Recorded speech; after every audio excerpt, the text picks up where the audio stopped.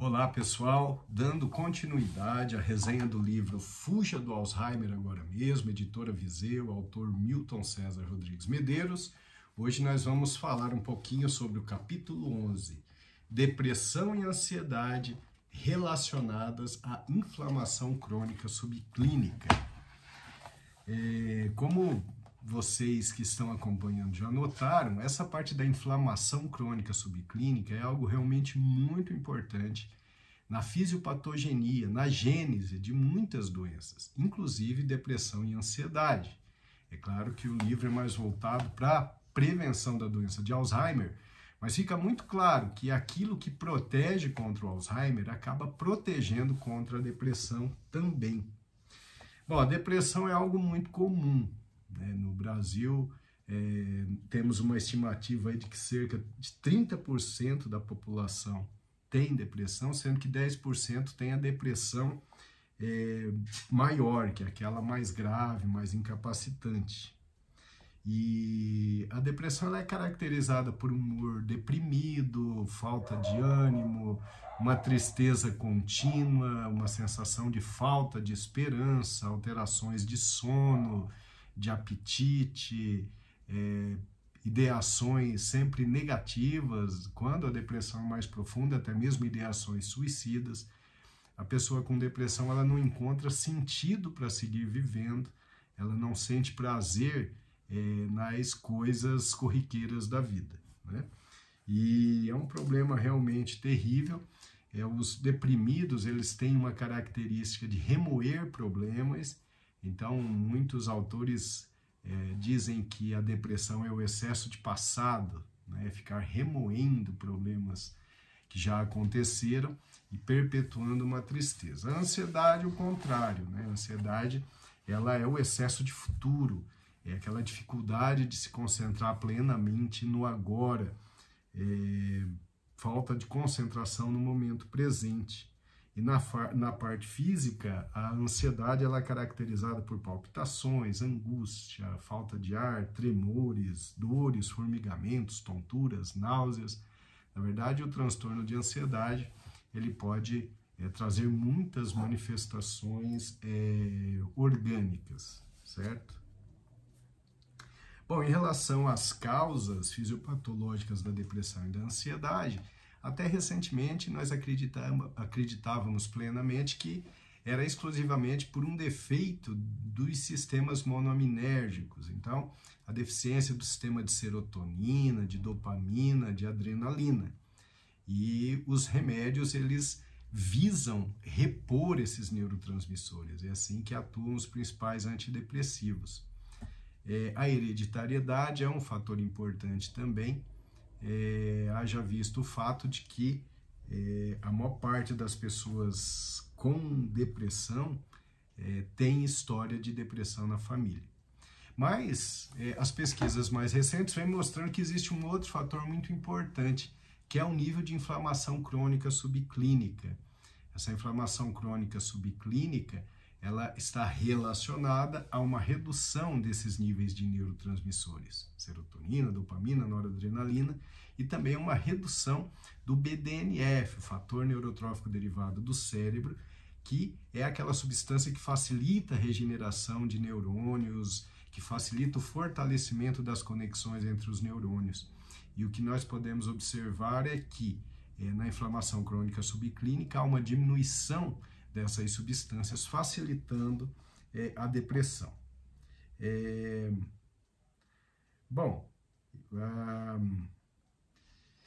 Nós já conhecemos aí, né, estudando, nós já vimos aqueles hábitos de vida que aumentam a atividade inflamatória crônica subclínica. Então, aí entra o sedentarismo, o excesso de peso, o estresse crônico, ingestão de alimentos de alto índice glicêmico, açúcar e farinha branca, ingestão de ultraprocessados, de gorduras trans, sono inadequado, a desbiose intestinal, que é uma consequência da alimentação incorreta.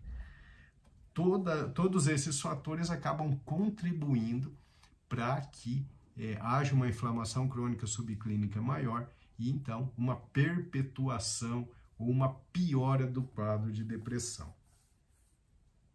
Então, é muito comum conhecermos pessoas que estão utilizando antidepressivos em boas doses, às vezes já em associação, mais que um antidepressivo, e os resultados são ruins.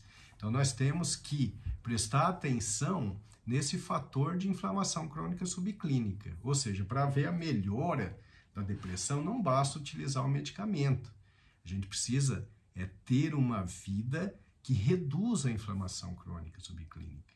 Então, é necessário perder peso, é necessário fazer atividade física. A atividade física é realmente fantástica porque, além de reduzir a inflamação crônica subclínica, ela melhora os níveis daquelas substâncias reduzidas na depressão, os neurotransmissores e o fator neurotrófico derivado do cérebro.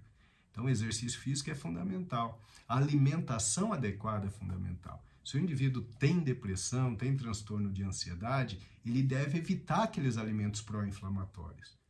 Não adianta ficar ingerindo açúcar, farinha branca, ultraprocessados, gorduras trans.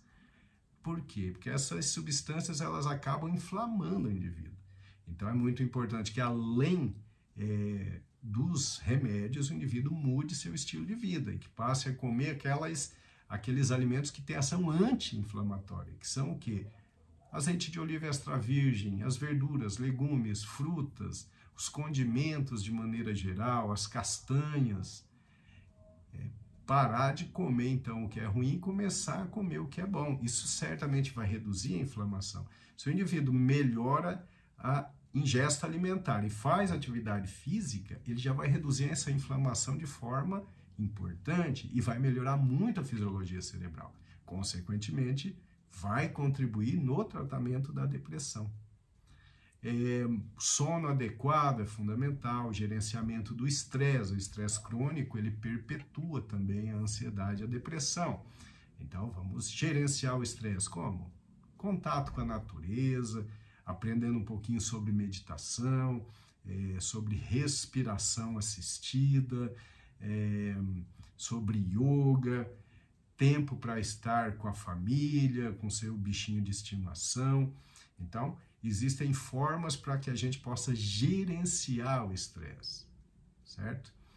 Então, esse capítulo, ele basicamente se encarrega disso, mostrar para vocês que essa inflamação crônica subclínica é realmente um problema na manutenção e na piora da depressão e do transtorno de ansiedade e que a mudança do estilo de vida é fundamental para que haja uma resposta real ao tratamento. Não é apenas utilizar os antidepressivos. Muitas vezes, os antidepressivos sozinhos não serão suficientes para tirar a pessoa da depressão ou do estado de ansiedade. É necessário o antidepressivo, às vezes a psicoterapia e, muito importante, que o estilo de vida seja adequado, um estilo de vida que reduza a inflamação, certo? Então, essa foi a discussão do capítulo 11 do livro Fuja do Alzheimer Agora Mesmo, a relação da depressão e ansiedade com a inflamação crônica subclínica. Então, esse é o livro, Fuja do Alzheimer Agora Mesmo, editora Viseu, autor Milton César Rodrigues Medeiros. Adquiram o livro, leiam com atenção, porque realmente vale a pena. Um grande abraço.